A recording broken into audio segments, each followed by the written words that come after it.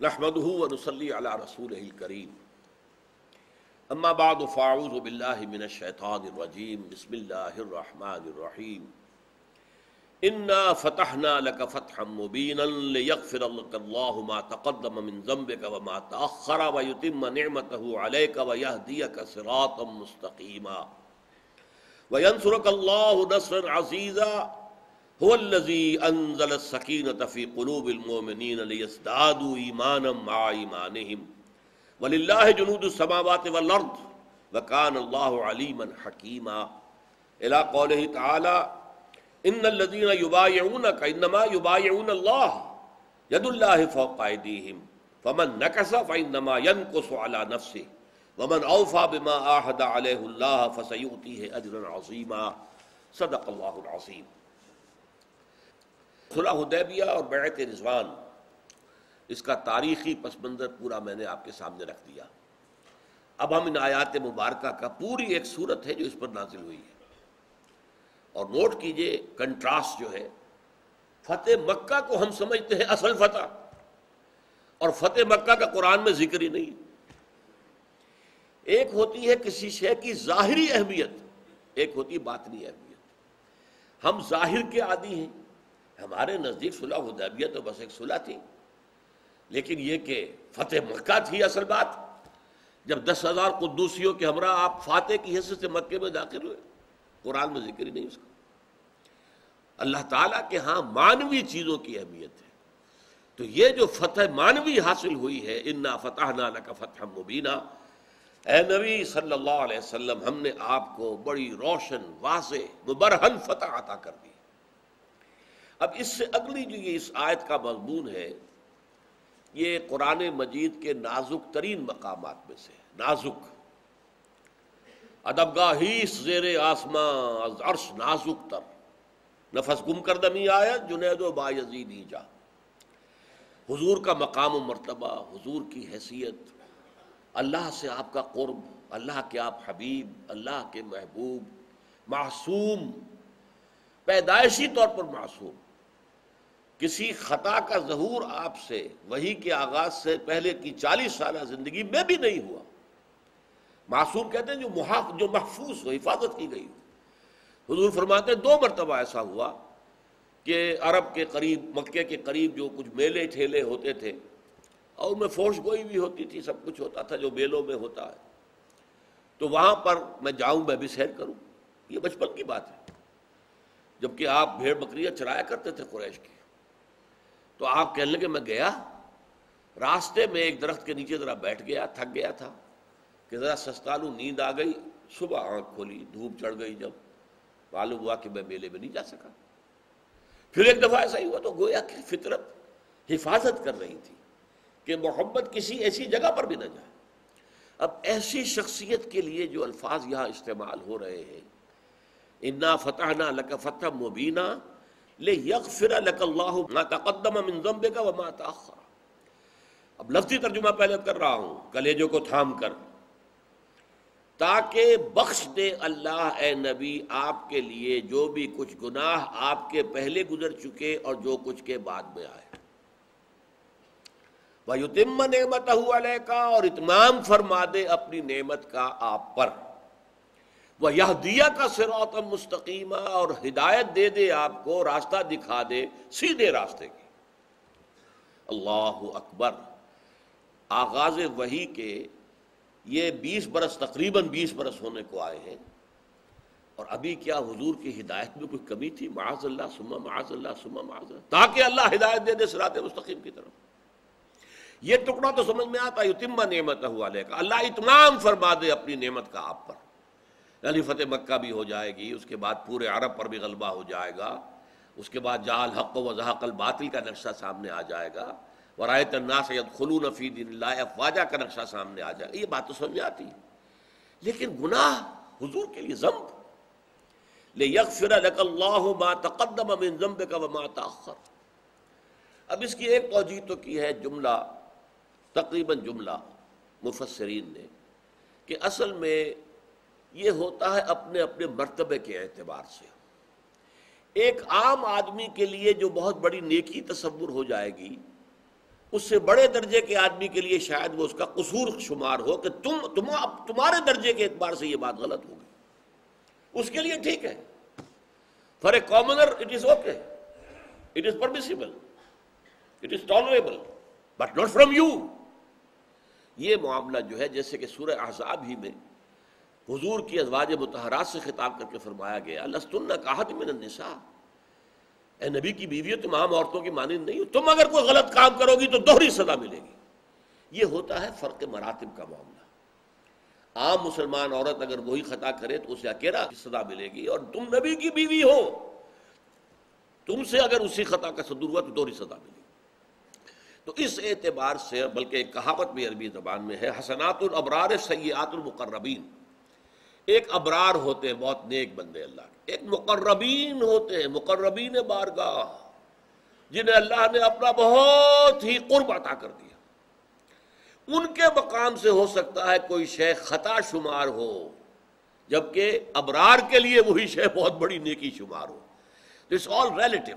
ہر چیز جو ہے اس کے اندر یہ اعتباری ایک کیفیت ہوتی ہے، اور نسبت کے اعتبار سے تو لفظ جو استعمال کیا گیا یہ ضم کا لفظ جو ہے، جیسے کہ حضور فرماتے ہیں انی لاستغفر اللہ 70 مرۃ فی کل یوم، میں روزانہ 70 مرتبہ اللہ سے استغفار کرتا ہوں. تو اللہ حضور سے کون سی خطا سرزد ہو جاتی تھی، کون سا گناہ ہو جاتا تھا. اب یوں سمجھیے کہ ایک کیفیت ہے اللہ سے لو لگنے کی کیفیت ہمیں ایک لحظے کے لیے حاصل ہو جائے تو بہت بڑی کامیابی ہے. بہت عمدہ قول ہے ابن سینا کا کہ اگر تو چاہتا ہے کہ تجھے اللہ تعالیٰ کی تجلی سے کچھ حصہ ملے فجاہد فی خلواتک، تو اپنی تنہائیوں میں مجاہدے کرو، مجاہدے کرو، مجاہدے کرو، ذکر کرو، مراقبے کرو. فَلَعَلَّ شَعْشَعَةً تَلْمَعُ لَكَ، ہو سکتا ہے کبھی کوئی کرن تمہارے لیے روشن ہو جائے. تو ہمارے لیے کوئی ایک کرن بھی اللہ تعالیٰ کی تجلیات کی اگر ہمیں مل جائے تو ہمارے لیے بہت اونچا مقام ہے. اور جس کا ہمہ تن، جس کا جو ہے دل لگا ہوا اللہ کے ساتھ، اس میں کوئی تھوڑی سی بھی غفلت ہو جائے تو وہ ان کے اعتبار سے گناہ ہو جائے گا. تو یہ زمین و آسمان کا فرق ہے ایک ہی لفظ کے اطلاق میں. یہ تو ہے عام اس کا جو مفسرین نے اس کی تشریح کی ہے، اور واقعتاً یہ صحیح ہے. میری تعبیر ذرا مختلف ہے. یہاں پر حضور سے خطاب کر کے اصل میں آپ کی دعوت اور تحریک مراد ہے. اس دعوت و تحریک کے ضمن میں اگر کہیں مسلمانوں سے کوئی خطائیں ہو گئی ہیں، کوئی کوتاہیاں ہو گئی ہیں اجتماعی طور پر، تو اللہ تعالیٰ ان سب کو کنڈون کر دے گا اس فتح مبین کے ذریعے سے. اور اب اس کے بعد کیا ہوگا؟ سیدھا راستہ آخری فتح کی طرف کھل جائے گا. یہدیک اللہ صراطا مستقیما. اب آخری فتح مکہ اور پورے عرب کے اوپر غلبے کا راستہ بالکل کھل جائے گا. یعنی کہ ظاہر بات ہے اجتماعی زندگی میں کوئی خطائیں ہو جاتی ہیں. حضور سے بھی آخر غزوہ احد میں ایک جملہ آپ کی زبان سے نکل گیا تھا، جب آپ کا تلوار پڑا ہے چہرے پر، اور پھر جب وہ دانت نکالے گئے ہیں آپ کے، وہ جو کڑیاں تھی خود کی، اور خون کا فوارہ چھوٹا ہے، پورا چہرہ جو ہے خون کے اندر رگا گیا، تو الفاظ نکل گئے کیف یہدی اللہ قوما خضبوا وجہ نبیہم بالدم. اللہ اس قوم کو کیسے ہدایت دے گا جس نے اپنے نبی کے چہرے کو خون سے رنگین کر دیا. فرما دیا لیس لک من الامر شیء، اے نبی آپ کے لیے کوئی معاملہ اختیار کا نہیں ہے. اللہ تعالیٰ چاہے انہیں توبہ کی توفیق دے دے، چاہے تو انہیں سزا دے، تو اس وقت وہ فاسق تو ہے، لیکن اختیار آپ کا نہیں ہے، آپ فیصلہ نہیں کر سکتے. چنانچہ میں نے بتایا تھا غزوہ احد کے ضمن میں کہ وہ واحد شخص جس کی وجہ سے وہ عارضی شکست ہوئی ہے وہ خالد ابن ولید تھا. اور وہی خالد ابن ولید ہے جو پھر حضور سے خطاب لے رہا ہے، خالد سیف من سیوف اللہ، جس کی تلوار نے جو بعد میں کام کیا حضرت ابوبکر صدیق کے دور خلافت میں، شام کے محاذ کے اوپر جو جوہر دکھائے ہیں، یہ تو پوری دنیا میں خالد جو ہے سیف اللہ. تو اس اعتبار سے لیکن وہ بھی وہی تھے کہ جن کی وجہ سے وہ عارض شکست ہوئی تھی. تو یہ جو کہیں وہ خطا کہ جو حضور کے مرتبے کے اعتبار سے خطا شمار ہو، ہمارے اعتبار سے نہیں، تو اپنے اوپر قیاس نہ کرو ان پاک باز لوگوں کا.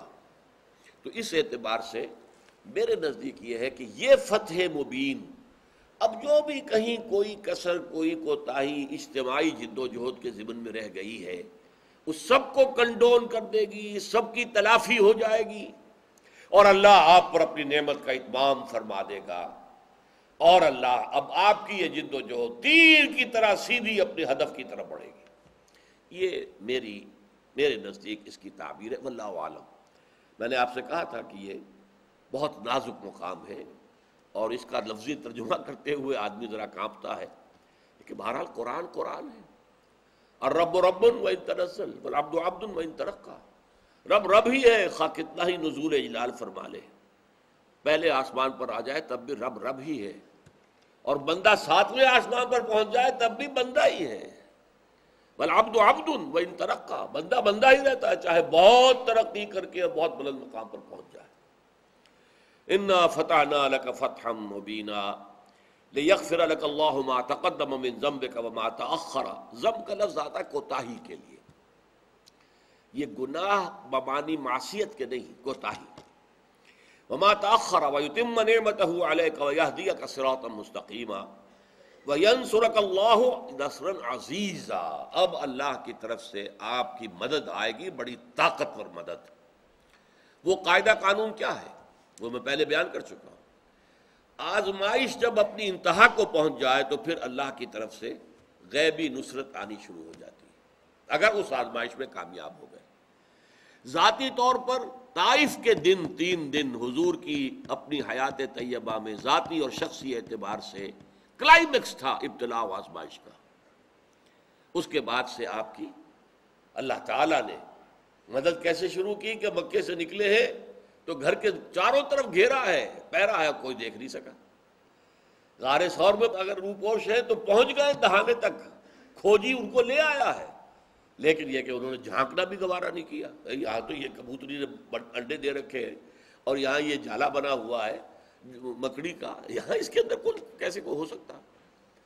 اور پھر وہ آپ کو معلوم ہے سراقہ ابن مالک کا گھوڑا جو ہے، اس کے 2 اگلے پاؤں 2 مرتبہ جو ہے وہ مٹی میں دھس گئے۔ تو یہ ساری جو ہے معجزانہ کہہ لیں، خرق عادت کہہ لیں، مدد آئی ہے۔ اسی طرح غزوہ احزاب یہ ہے در حقیقت کلائمیکس، مسلمانوں کی اجتماعی آزمائش جو ہے وہ اپنے انتہا کو پہنچ گئی۔ اس کے بعد سے پھر یہ اللہ کی طرف سے مدد اور نصرت، جس میں کہ پہلا معاملہ یہ ہے صلح حدیبیہ کا، اور اس کو اللہ تعالیٰ نے فتح مبینہ قرار دیا۔ تو فرمایا وَيَنْصُرُكَ اللَّهُ نَصْرًا عَزِيزًا، اللہ تعالیٰ آپ کی مدد کرے گا، آپ زبردست مدد، قوت والی مدد۔ هُوَ الَّذِي أَنزَلَ السَّكِينَةَ فِي قُلُوبِ الْمُؤْمِنِينَ، وہی ہے جس نے نازل کر دی تھی سکینت، اطمینان اہل ایمان کے دلوں میں۔ اگرچہ ان کا پیچ و تاب تھا کہ یہ کیا ہو رہا ہے، کیوں ہو رہا ہے، جس کا کہ ظہور حضرت عمر کی زبان سے ہو گیا، اور کسی میں یہ ہمت نہیں ہو سکتی تھی، جرأت نہیں ہو سکتی تھی۔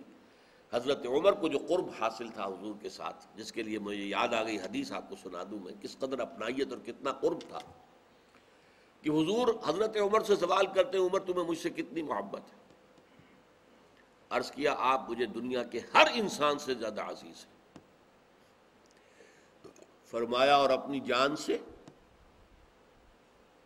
تھوڑا سا توقف کر کے کچھ اپنے دل میں جھانک کر کہا ہاں اب میں یہ کہتا ہوں آپ مجھے اپنی جان سے بھی زیادہ عزیز۔ تب حضور نے فرمایا الآن اے عمر اب پہنچے ہو تم اس مقام پر کہ جو تمہارے لیے ہے، مطلوب ہے۔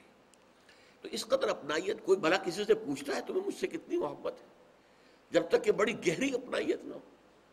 اسی اپنائیت کا یہ ظہور ہو گیا کہ انہوں نے ذرا بات جو ہے تیز انداز میں بھی حضور سے کر لی، لیکن باقی یہ کہ سب کے اندر پیچ و تاب، پھر بھی سکینت، حضور جو کچھ کر رہے ہیں ٹھیک ہے، سمجھ میں آئے نہ آئے، پسند ہو نہ پسند ہو۔ وہ جو بیعت لی تھی کیا تھی؟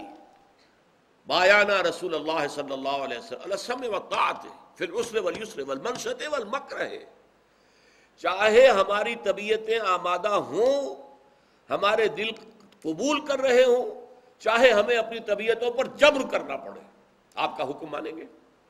یہ طبیعتوں پر جبر کرنے کی انتہا تھی جو اس وقت ہو رہی ہے کہ وہ مسلمانوں کا جو ہے خون کھول رہا ہے، لیکن زبان بند۔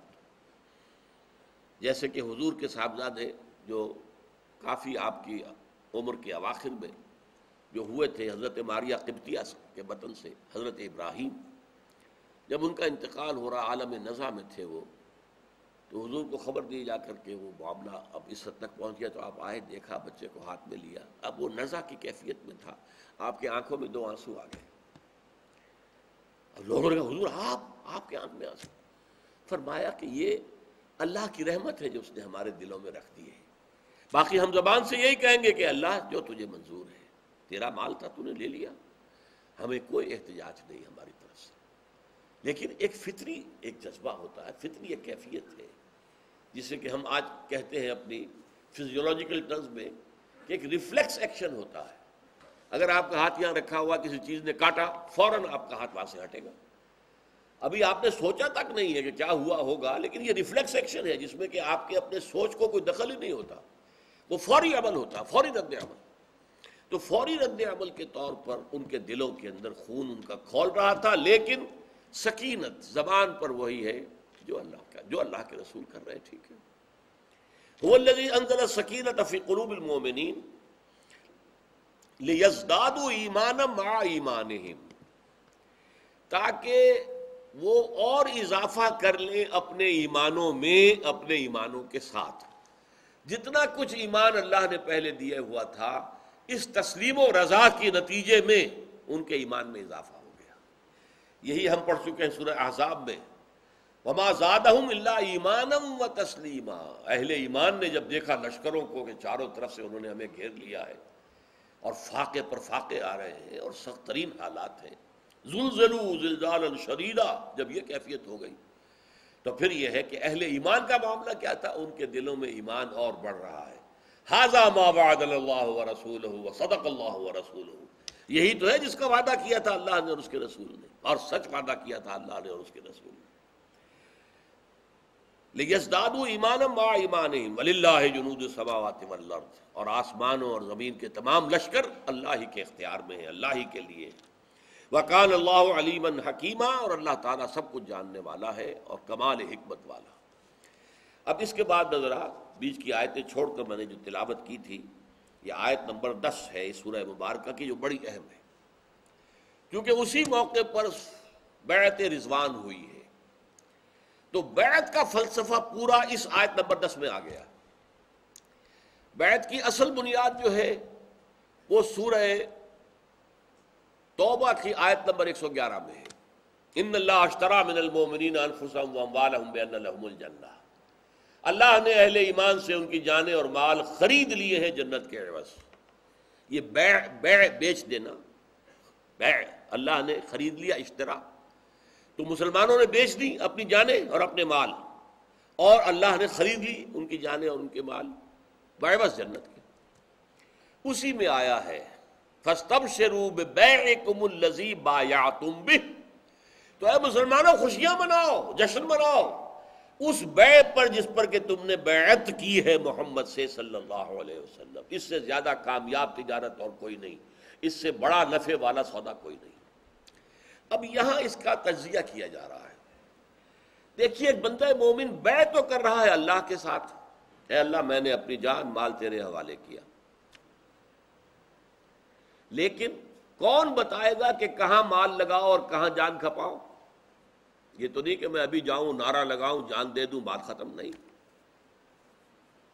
وہ ایک نظم ہے، یہ فیصلہ کرے گا رسول صلی اللہ علیہ وسلم، یا بعد میں جو بھی تمہاری جماعت کا امیر ہوگا اس کا فیصلہ ہوگا کہ اب ہمیں آگے بڑھنا ہے، جانے دینی ہے، اب موقع ہے، لاؤ مال جو تمہارے پاس امانت ہے، تم پہلے ہی بیچ چکے ہو مال اللہ کے ہاتھ، یہ تمہارا ہے ہی نہیں، اب تو امانت ہے، پیش کر دو لا کر، تم اپنی جانیں بیچ چکے ہو اللہ کے ہاتھ پہلے ہی، اب موقع آ گیا ہے، جانیں رکھو ہتھیلی کے اوپر، نکلو میدان جنگ کے اندر۔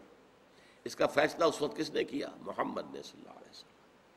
لہذا بیع ہے اللہ اور بندے کے درمیان، بیعت ہے اللہ کے رسول کے دست مبارک پر، تو گویا کہ یہ 3 پارٹائٹ ایگریمنٹ ہے، 3 گروہ ہیں اس میں، 3 فریق ہیں۔ اللہ ہے اصل خریدار، اس لیے کہ جنت اس کے پاس ہے، جس کو چاہے گا دے گا، اور بیچنے والا صاحب ایمان ہے، کہاں اس کو لگائے، کیسے خرچ کرے، اس کا فیصلہ رسول کرے گا۔ تو بے اللہ کے ساتھ، بیعت اللہ کے رسول کے ساتھ، یہ ہے اصل میں وہ پورا بیعت کا فلسفہ۔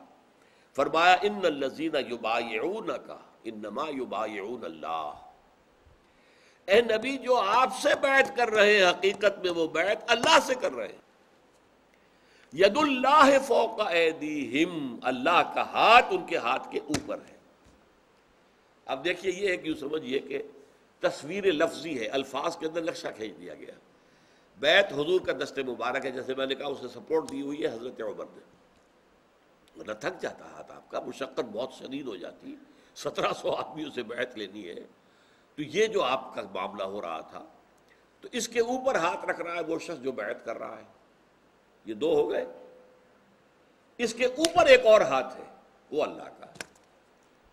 ید اللہ فوق ایدیہم، نیچے ہاتھ نبی کا ہے جس پر بیعت ہو رہی ہے، اور اس کے اوپر ہاتھ جو بیعت کرنے والا ہے اس کا ہے، اس کے اوپر ہاتھ اللہ کا ہے۔ بس فرق یہ ہے کہ وہ اللہ کا ہاتھ غیر مرئی ہے، وہ نظر نہیں آتا، وہ غیر مرئی ہے، لیکن حقیقت میں یہ پھر میں وہی عرض کروں گا، 3 پارٹیز ہیں اس میں اندر، ٹرائی پارٹائٹ ایگریمنٹ، 3 فریق ہیں۔ اللہ ہے اصل خریدار، بیع اس سے، بیعت محمد سے، اور یہ ہے اہل ایمان جو بیعت کر رہا ہے اور بیع کر رہا ہے۔ ان الذین یبایعونک انما یبایعون اللہ ید اللہ فوق ایدیہم، اللہ کا ہاتھ ان کے ہاتھوں کے اوپر ہے۔ فمن نکث فانما ینکث علی نفسہ، یہ نقص کا لفظ جو ہے عربی کی جو ایک ہے، لغت کی بھی فہم ہوتا ہے لغت کا، تو اس میں یہ نقص، نون قاف صاد، نقص کے معنی بھی توڑ دینا، ختم کر دینا، نقض نون قاف صاد وہ بھی توڑ دینا، نقص یہ ہلکا ہو گیا، نون اب کاف چھوٹا آ گیا اور سا آ گئی، نقص یہ بھی توڑ دینے کے معنی میں۔ فمن نکث، جو اس بیعت کو توڑ دے گا، فانما ینکث علی نفسہ، وہ اس کا سارا وبال اپنے اوپر لے گا، نبی کو کوئی نقصان نہیں ہوگا، مسلمانوں کو کوئی نقصان نہیں ہوگا۔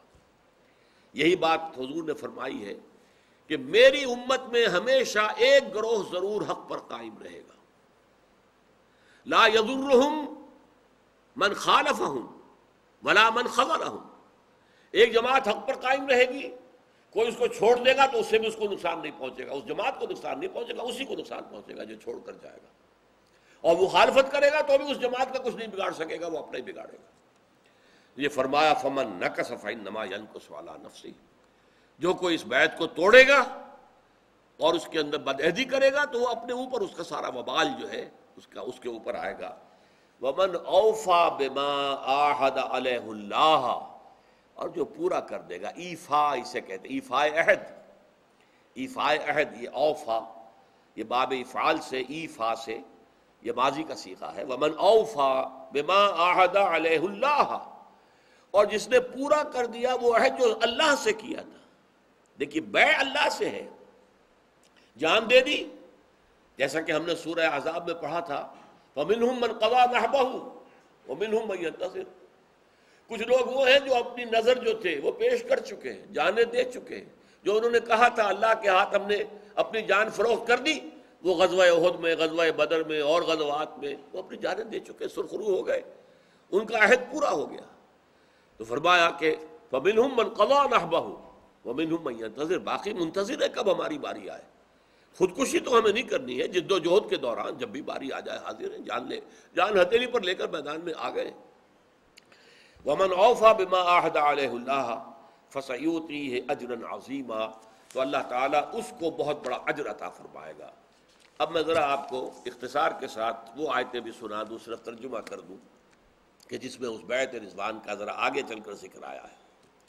لَقَدْ رَضِيَ اللَّهُ عَنِ الْمُؤْمِنِينَ إِذْ يُبَايِعُونَكَ تَحْتَ الشَّجَرَةِ، اللہ راضی ہو گیا، یہ سرٹیفکیٹ مل گیا، ٹیسٹیمونیل مل گیا، اللہ راضی ہو گیا ان اہل ایمان سے جو اے نبی آپ سے بیعت کر رہے تھے اس درخت کے نیچے۔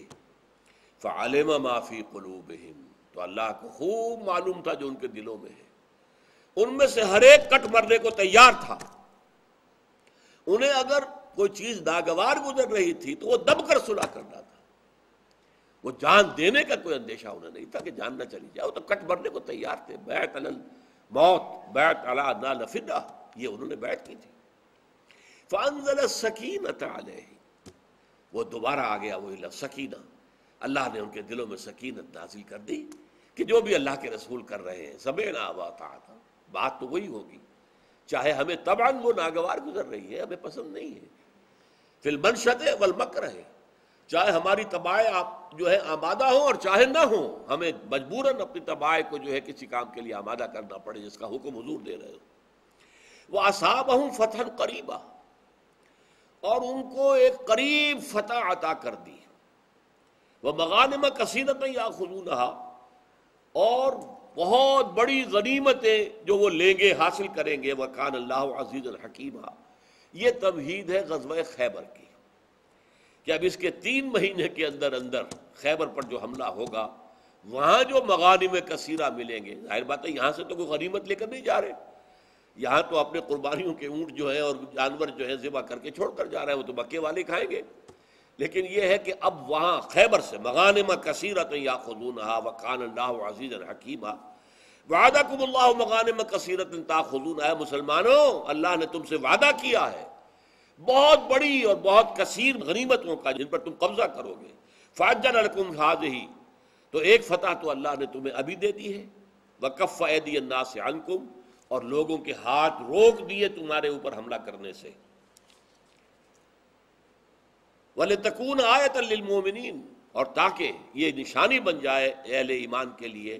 وَيَهْدِيَكُمْ صِرَاطًا مُسْتَقِيمًا، اور تمہیں ہدایت دے دے سیدھے راستے کی. وہی جو الفاظ جو حضور کے لیے آئے تھے، وَيَهْدِيَكَ اللَّهُ صِرَاطًا مُسْتَقِيمًا، یہاں جمع کے صیغے میں وَيَهْدِيَكُمْ صِرَاطًا مُسْتَقِيمًا، جس کی توجیہ میں اپنی آپ سے بیان کر چکا ہوں کہ اب تمہاری یہ دعوت و تحریک اپنی آخری منزل تک تیر کے مانند سیدھی جائے گی.